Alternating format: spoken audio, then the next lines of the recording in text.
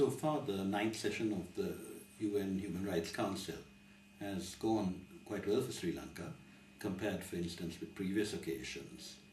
The Minister for Disaster Management and Human Rights led a delegation last week before the sessions to do a couple of things. One was to meet the new High Commissioner, Ms. Pillai, and that was a very productive meeting, because in the past there was a slight suggestion that the Office of the High Commissioner wanted to establish an office in Colombo, and if we didn't want that, they would not help.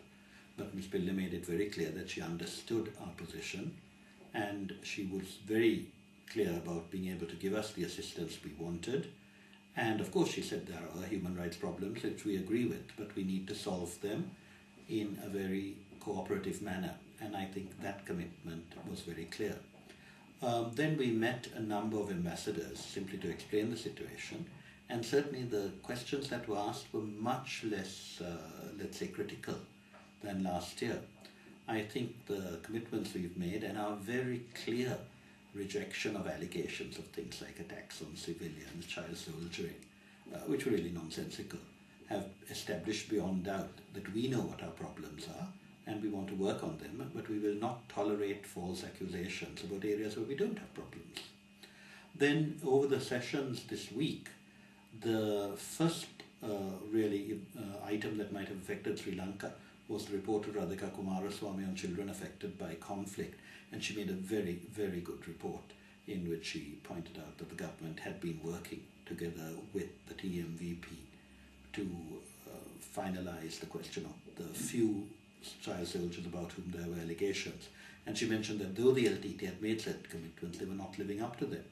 Last year, Ms. Kumaraswamy was very categorical about the fact that the LTT was in breach of national and international law. And I think that made the position clear to UNICEF in Sri Lanka, which had been a bit too tolerant earlier. But as we know, the new UNICEF representative has really done his best to work on matters of principle on this issue.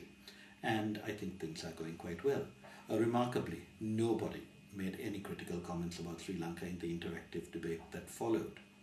Apart from that, we had a discussion with the Secretary General of the IPU, who has been very interested in the Sri Lankan situation and has agreed to help on a seminar on human rights, not only for parliamentarians, but we also asked whether something might be possible for the provincial councillors of the Eastern Province who have come into politics newly, and he was positive about that, but also about a regional seminar.